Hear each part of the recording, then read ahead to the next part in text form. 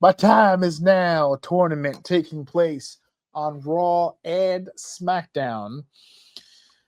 I don't. I'm going to start off right at the top. I hate this fucking tournament. Let's just get to it.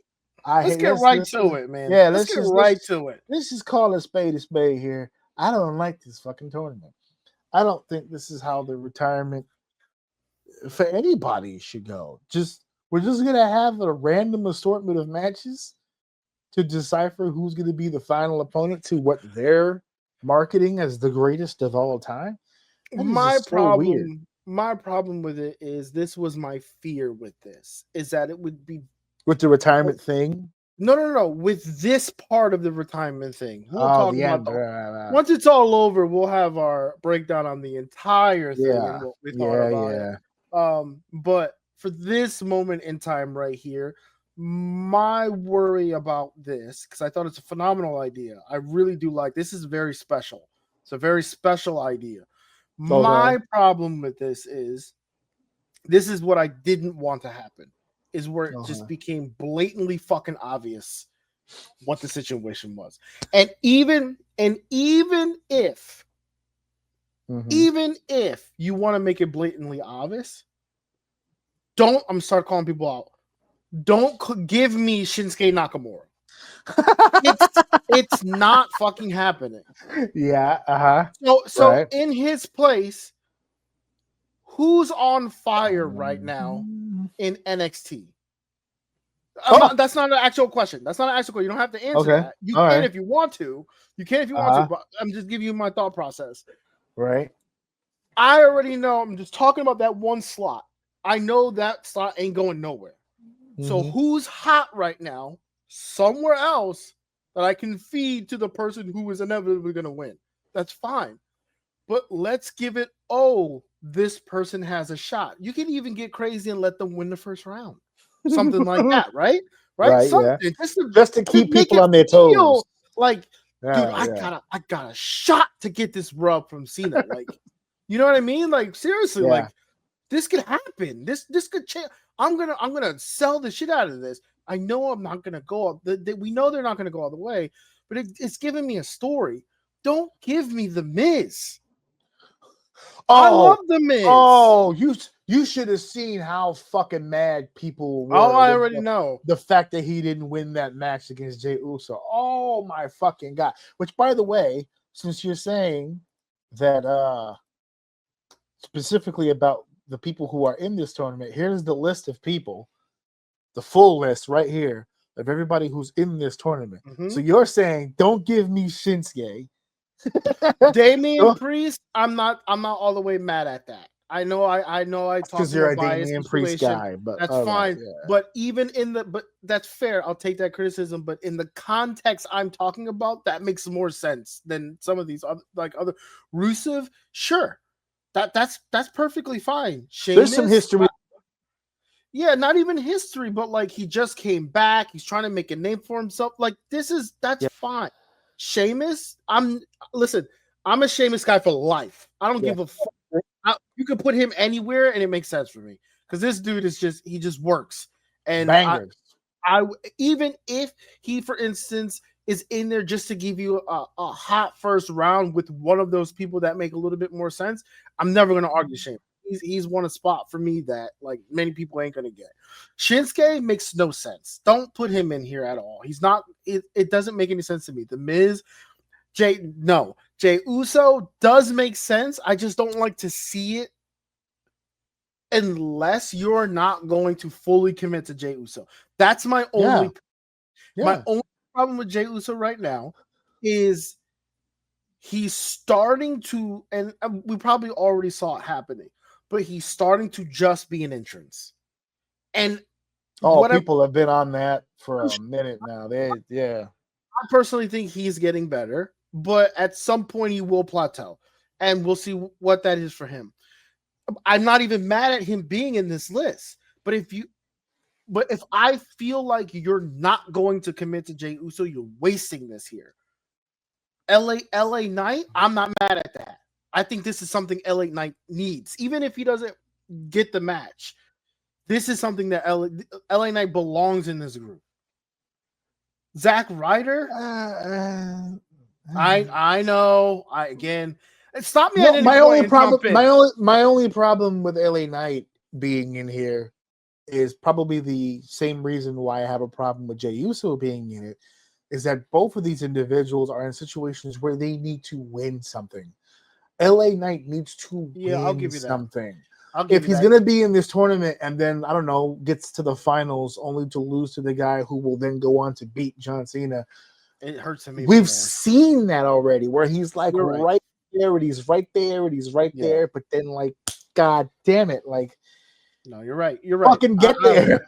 I agree with you. In that case, then I want to take out Jey Uso and LA Knight on this list, because again, for me, it's I'm okay with it being telegraphed who it is, but I want to use this opportunity to give other brand names who are at the top of those brands a chance to make me believe that they have a shot. So then you have Javon Evans. I personally don't even really know that guy too much. So what do you think about that one? Yeah, boy is bouncy. Oh, yes, that's who that is. Oh, okay. Yeah. No. Okay, I'm cool with that then. Yeah. I'm cool with that then. He's cool. He's good. Yeah, he's good. See, but that's what I mean. Like, people like that should be in this. And then we get to who I inevitably think is winning this. Is Gunther. Yes, that's probably Gunther's getting the match. Is he the guy who should be winning this? Is the big question now. Because if you go down this list, and you can continue down the list if you want, I'm going but to. Like, of the group, this is 100%. the one that everyone's leaning on and going, okay, this is the obvious choice. And this leans into my argument more. I'm okay with that, but make the make that last match like. You could have very well structured this to where I know Gunther is the guy. Yeah. Now give me an underdog against Gunther. Give me someone different, because now Gunther's giving a rub to that person. You're not beating him. Gunther's first round matchup was last night at the Garden against Javon Evans, and they were smoking it. They killed it. And I'm not even going. I need to watch that. I'm so excited to see that. I wish I could have seen more of it. Unfortunately, the powers that be decided it was more important. I'm about to get hot. I was so fucking mad last night watching Monday Night Raw at the Garden, because I said to myself, something tells me I should go. It's John's last night. There's some big surprises planned. I should go. And for some reason, I'm watching this show. They give Nikki Bella a mic. Oh, God. Talk about Stephanie Vaquer. And it sounded like she didn't give a shit about what she was talking about. And then Maxine Dupree goes against Becky Lynch for the Intercontinental Championship on Monday Night Raw in Madison Square Garden. And I have no issue with Maxine Dupree as a person. I'm sure she's wonderful. We defended that poor girl right on this show when everybody was giving her all that shit about her work on the house shows and how she just didn't look like she even knew what she was doing. I'll tell you what, there's a lot of people out here going, well, she's improved. She has improved. But I don't want to live in a world where a WWE superstar who is now a champion still needs to go to wrestling school and finish her training. I don't want to live in that world. I want to live in a world where if you're a WWE superstar, you're polished, you're ready to go. Not whatever the fuck this is. Okay. There's too many outlets for that not to be the cannot do this at a high level. Especially not in the fucking Garden. And I knew the jig was up at the very start of the fucking match when they were like, because I'm looking at her and I was like, she's got new gear. She put her extensions in. And I'm thinking, it's the Garden, right? She got all dolled up. And then the commentators go, yeah, she flew her parents in from California to come see her tonight. I said, oh, fuck. I said, there's no way. I'm looking at Steph. There's no way. They're not going to pull the trigger on this. This ain't real. Then I saw AJ Lee come out, and I took my phone and I chucked it as hard as I fucking could into the direction of the softest thing because I don't want to break my phone, but I want to develop some aggression. I said, please don't do this. And she won the fucking match. And for the record, I saw all of it. All of it. Then they go to commercial break after she wins the title. And when they come back from commercial break, Javon Evans is already in the ring. I said, so let me get this fucking straight. I have to sit through Maxine fucking Dupree, but the guy that I had been waiting to see all day. I was hyping that match up. Javon Evans and Gunther is going to be a fucking monster. I was prepped. I was ready to go. And then I don't even get the entrance. I don't get the bouncy in Madison Square Garden. And then, I'm already pissed because of Dupree. I threw my phone. So during the Evans entrance, while I'm venting to my poor wife, I go to get my phone again. I said, you know what? I'm gonna vent my frustration on social media. I'm gonna post. And then before I could even get to the app, Gunther comes out, and he comes out to the old Walter music, the symphony. Instead of the Gunther theme. At which point, I threw the fucking phone a second time. You missed it. This is bullshit. You could have been there. This is bullshit. I've never felt more vindicated in not buying a ticket in my fucking life. Oh, really? And then they made a whole segment waste my time. Then they cut my boy's entrance. Then they changed my boy's music. And I said, but you know what? God damn it, I'm an optimist, right? I am going to will myself to enjoy this fucking situation. So I continue to watch. And then right when the match gets cooking, I see a dive or something, and I went, that's not a timeout spot, is it? And it went to fucking commercial. And I said, no fucking way. No fucking way. Then they come back. I said, okay, you know what? I'm going to watch this match. And they really don't want me to enjoy this, but I'm going to force this to happen. So I'm watching it. I'm not even talking to Steph anymore. She's not here. I'm hyper focused. I'm watching this shit.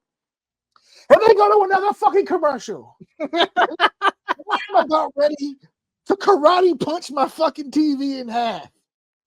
Because this is bullshit. This is bullshit. I can't believe this. This is bullshit. And then they come back from commercial, and here we go to the finish. And I'm like, what the fuck? And then I noticed on the clock, this ain't the main event. I said, oh my God, they're going to use the last few minutes to set up the War Games, which means there won't be a match. It'll be all promo with entrances because they got to surprise us as if we didn't know who the last people were going to be in that match.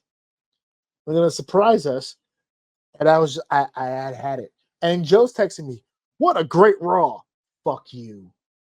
Fuck everything about you. I can't believe it. I couldn't believe how that whole fucking scenario just went. I was so fucking mad. Please continue with this. I'm getting all over the place. No, so I mean, it gets a little better on the tail end of it. Like Solo Sikoa, I don't all the way hate him there. What'd you do to the screen? You moved something. I clicked something by accident.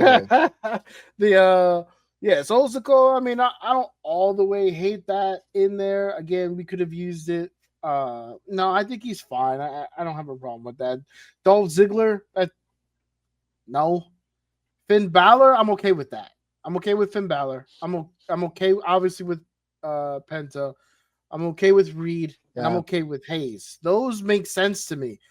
The Dolph, not so much. Solo, sure, I'll bend. But yeah, there's so many. I feel like, especially with all the other companies that they're partnering with now, man, this could have been so much more special, especially with the conversation we just had about this whole thing. To me, should have just been riddled with opportunity, right? The whole idea of John Cena may not even be at this point if he didn't just do the right thing or be put in a position to try something different and take advantage of a situation. This could have been an opportunity to put somebody on the screen who may have some promise and have a chance to show something that could have changed their career. Yeah. It could have. But instead, we're doing this. And I don't understand what the writers are thinking here when you have a once in a lifetime opportunity to set something up. You already showed us your hand. We know where you're going with this. Let's do something special with this. Let's put someone on a bus hearing people freestyle, knowing you can freestyle. Let's put them in that situation. But we're not. Instead, we're having Shinsuke Nakamura in a match with Sheamus. That's such a fucking waste. And I don't understand what they are fucking thinking doing stupid shit like this. They really need to fucking stop this. They really need to stop doing shit like this. I'm going to get rid of this page in a second because these pop-ups are all over the place. Get rid of them. We're good. We read off the thing. No. You read up the list, but I also want to update people. So far, from the people that you've mentioned, Rusev defeated Damian Priest. Sheamus defeated Shinsuke Nakamura. Jey Uso defeated The Miz. LA Knight defeated Zack Ryder. Gunther defeated Javon Evans. Solo Sikoa defeated Dolph Ziggler. This Friday, Finn Balor will compete against Penta, and Carmelo Hayes will compete against Bronson Reed. So we'll have our 1, 2, 3, 4, 5, our Elite 8 set by Friday, which is dope because we'll be able to touch on this a little bit when we do our little Survivor Series around our conversation. So we'll be able to get a little deeper into that. But I think to your point, I think one of the biggest reasons why, now that you're saying everything that you're saying out loud, I think one of the biggest reasons I really hate this, it's attempting to serve too many masters. You made mention, well, they have so many business agreements that this could have been really crazy. I can give you an example right now that they used that. Zack Ryder's here. Dolph Ziggler's here. This could be an opportunity for young guys to get an opportunity. I could say that they did that here. Javon Evans is here from NXT. Carmelo Hayes is here. These are new young guys. Well, what about guys? He should be facing somebody he has history with. Well, Rusev is here. Sheamus is here. There's a few guys. I was going to say Dolph Ziggler, but he got eliminated. But there's a few guys here. I think that's part of the problem. You didn't commit to either direction. Instead of doing a whole tournament in one field, do a whole tournament of his most hated foes and the one who last man standing gets one last shot to defeat their rival. You didn't do that. Okay, we don't have enough rivals to do that because some of them are in the other company. So how about a whole tournament of motherfuckers he's never faced? Right? Ruthless aggression style. That's what happened with Kurt Angle. So put 16 guys in a tournament he's never even had the opportunity to face that could probably use a win like beating John Cena on their goddamn resume. You didn't do that. Well, what about elevating, right? Let's take some of the mid-card guys that are right there at that cusp who need a little bit of a boost. You can say that they did that with Rusev, with Priest, with you can throw Sheamus back in there for that one. Penta, right? Finn Balor, who could probably use a win like that. They did that, but they did all of it. It's muddy. You got people in here that obviously aren't going to win.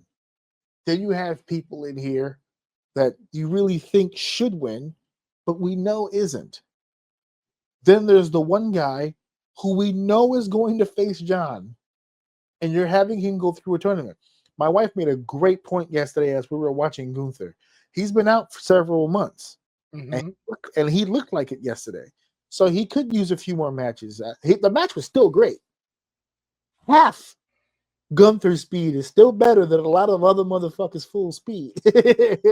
And when he gets those matches underneath him, he's gonna be a fucking monster again. So I could see them saying, well, this is going to be a great opportunity for a bunch of guys to get great matches out of Gunther, which leads him to John Cena. But you didn't need a tournament to do that.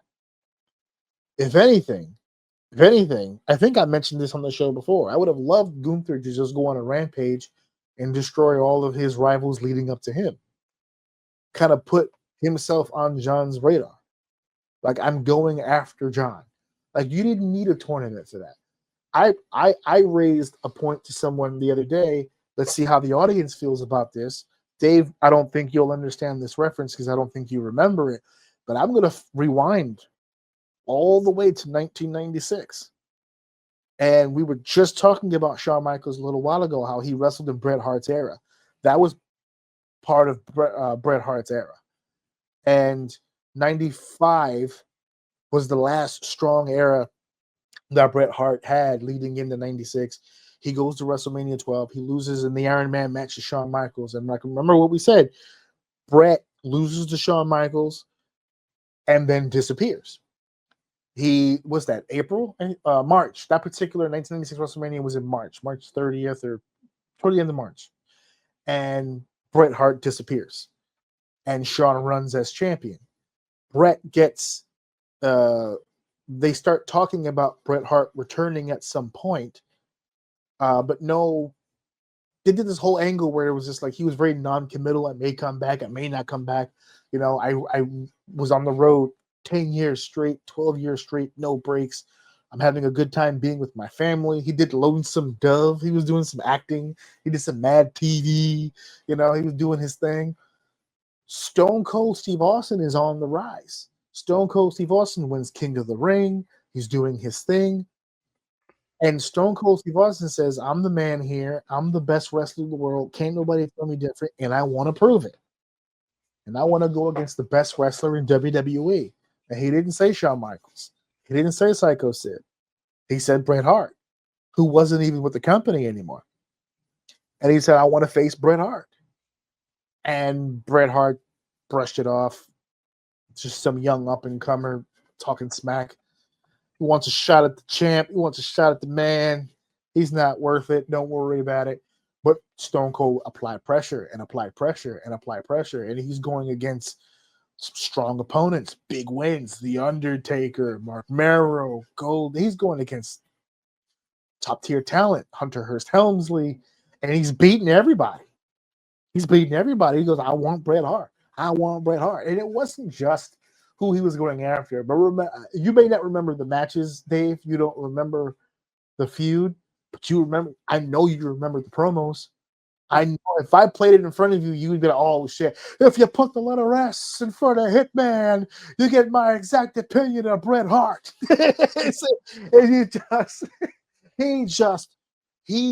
He wanted Bret Hart in the worst way imaginable. If I will beat his pink and black ass all over the ring, every goddamn week, and to the point where Bret started feeling insulted. This guy's really putting on pressure. He's really trying to downplay my legacy. And eventually he said, you know what? I am going to come back. And you know what? I'm going to shut this guy's mouth. I'm going to go to the Survivor Series. I'm going to fuck this guy up. I'll prove it to the world. And the two of them got in there when they had a classic. And Bret Hart won, but he didn't win by much. And that's all it took. And now the legacy is made. I'm not saying tit for tit, bar for bar, steal the whole swag. What I'm saying is wouldn't it have been cool if John's going on this run? And even right now, he's the Intercontinental Champion. He's got his eyes set on Dom. But this whole time, Gunther's like, no. I'm the man now. This is my house now. It's not your house anymore. It's my house. And if anybody deserves the right to take a legend like John Cena out, it's me. And watch what happens. Who was the guy that took John Cena to the limit at WrestleMania 32, humbled him, put him in the accolade, was breaking his back, was humbling him? That was Rusev. Watch this. And he goes out and he destroys fucking Rusev. All right? Who was the other one that was out? You had an option of getting a Dolph Ziggler on the table and you fed him to a Solo Sikoa. What if you had given Gunther a mystery opponent? Gunther says, I want whoever has been a pain in the neck to John Cena for years, who's given him his biggest matches, his biggest problems. I want a piece. And they send in Dolph Ziggler, big surprise. And he beats the shit out of Dolph Ziggler. Who else? Who else has given him problems? CM Punk. CM Punk's giving him problems. All right, well, I got beat for CM Punk too. He beat me at SummerSlam. I'll take on some CM Punk. Beat the shit out of CM Punk. Now, I wouldn't do that when flat out. I was gonna say that one's a little tough, but I got what you're saying. I wouldn't do that when flat out. That's got to be a fuck finish. But I want to. You can still have that match because that's what Gunther did in SummerSlam. He had a dominant match against Punk. Punk came out of it in the end, but they've already established he can beat the shit out of Punk, no problem. So dominant win, and you just keep going and you keep going on and on until eventually John can't avoid it. You saw how, you didn't see because you didn't see Raw. All Dom did to get the match at Survivor Series was just challenge him. That's it. That's all John wants. Just man to man, just challenge me. So if he's just beating all these motherfuckers up, and then he looks at John and just goes, "You, my friend, you, my guy, you're the end goal." I like that more as a personal issue than a fucking tournament. And you can take the guys that are in this tournament right now and build toward something that progresses them. I like Penta in this tournament too, like you said, but he's not going to win. Finn Balor in this tournament is dope. He's not going to win. We're going to get a banger between Balor and Penta, but where does that lead us? Either one of them. You're not. So it's for you. Just so I'm clear, it's not necessarily the people that are in it. It's the way that they went about it. Not so much the way that I do have a problem with some of the people that are in it because I don't think they're necessary or needed. They're cannon fodder for something that isn't going to lead to anything. As I mentioned earlier to you, the people that won: Rusev, Sheamus, Jey Uso, LA Knight, Gunther, and Solo Sikoa. Those are all guys that I all need big wins for sure, but only one of those guys is coming out, which means even though you gave them a big win, it's going to come at the cost of, at some point, taking a humongous loss. So you're going to wind up right back where you started. That's called 50-50 booking, and it doesn't work for anybody. It doesn't get anybody over. One person will come out of this with a win, and an eventual match with John, where I assume will be another win. So why not just focus on that individual who's going to win, i.e. a Gunther? Why distribute the attention evenly across 16 people when you can just fucking focus on the guy who's going to beat John Cena? Yeah, in this scenario, I don't think that works every time. Tournaments could be cool. In this particular scenario, for this one in a lifetime opportunity, I prefer that than a tournament. A tournament works best when the tournament is the focus. The King of the Ring tournament works because there's a prize at the end that any one of them could win, and progression in that tournament helps your career. To be a King of the Ring finalist or to progress to the semifinals of the King of the Ring, that made sense. When there's a tournament for a championship, it widens the range of expectation. That's why I think is the most important piece of the puzzle. You know, if it's a tag team title tournament with the tag teams on line, there's probably about 4 or 5 tag teams in there. You can go, okay, I can kind of see it. But that would be a surprise, or that would be a nice change of pace. Or these guys are too dominant. They might just pull it off. This particular tournament is the prize is an opportunity to go to Washington, D.C., compete against what they consider to be the greatest of all time and potentially win against him. That lessens the field. Penta's not going to Washington, D.C. to beat John Cena. It's just not happening. So your level of expectation shrinks tremendously when you cast a wide net to catch one fish. It's weird. It's not going to work for anybody. And all those guys who won, like Jey Uso, like you said, okay, he defeated The Miz. He's not going to D.C. to face John Cena.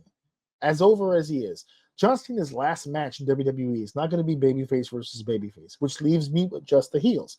And the heels that won are Rusev, Gunther, and Solo Sikoa. Solo Sikoa had his run with John. It's not happening again.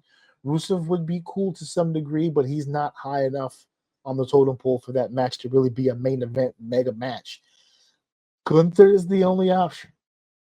Rusev would be good. Rusev would be good if Gunther wasn't in it. all of these people would have a much better chance of believability of winning if Gunther wasn't in it. If Gunther wasn't in it, Sheamus has a shot, Rusev has a shot, LA Knight has a shot, Bronson Reed has a shot. There's some real competitors here. That sounds cool, but to your point, Gunther is there because it's for Gunther. Right. So right. I see what you're saying. Right. Which means whoever drew the short straw in wrestling Gunther in the tournament, they're the ones who are going to get rubs because they're the ones who are going to be featured. Javon Evans got featured at Madison Square Garden because not because he's Javon Evans, but because he was in this tournament against Gunther. All of the eyes are on Gunther. So they don't have a bracket. So I don't know who the next opponent for Gunther will be, but it looks like, based on the way that it's written here, it may be Solo Sikoa, and that's death for Solo Sikoa. That's not going to work out well at all. So and then he gets the winner of either Penta and Balor and Carmelo Hayes and Bronson Reed. I don't see Bronson going Bronson's going over. Yeah, there's a lot of moving parts here, and there shouldn't be this many moving parts considering we know what the target is. We know what the end game is going to be. They're not choosing this individual frivolously. So, and before we end this, if anybody out there, I'm speaking directly to the audience now, if you were one of these individuals that thought that any one of those mystery opponents was going to be either Edge or Jericho, you're not. No words. No words. You're not understanding how this works. Okay, it's the wrestling business. Collectively, as a whole, it's $1 billion industry. Things don't work like that. Tony Khan just did Ariel Helwani's podcast. Tony Khan, he just did an interview, and he just said, because he was asked, did WWE attempt to contact you for the purposes of possibly borrowing Adam Copeland's services for a Cena match for his retirement tour? That sounds like a weird ass question to even ask out loud. I think it's the perfect question because I think it's a question that I think it's a way for Ariel, who's the interviewer, who's really, really good at his job, by the way. I think it's a way to shut down the thought process of it even being a possibility down the line. Because this continuously keeps happening. There's this new thing going on with these fans where they're in their brains, they're blurring those lines. Like anything's possible. It's not. It's not at all possible. It will never be possible. And when he asked him, Tony said, they never reached out to us once to talk about the services of Adam Copeland. And of course not. Because this is a fucking business. And if they do that, if they bring in Adam Copeland to be the final opponent of John Cena, obviously, based on what we saw, Dolph Ziggler, Zack Ryder, if they did bring him back for just the one match, he would be Edge for the one more match. There'd be no doubt in that. But they would have to say something about AEW, and they're not going to fucking do it.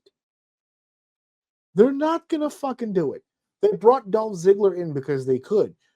There wasn't a whole lot of chatter about his role in TNA. They were talking about him like he's Dolph Ziggler. They were saying he hasn't been here in years. Yeah, no kidding. Zack Ryder, same deal. They didn't mention anything about GCW or TNA or anything like that. He was just Zack Ryder. So if they brought him back, he would just be Edge to them. And I don't think Tony would make that deal. Why the fuck would he? I'm not just going to give them one of my top stars just because he used to be a top star for them to borrow him so that they could make mega money on a mega match that I'm not going to get any proceeds from. I'm going to get no promotion from.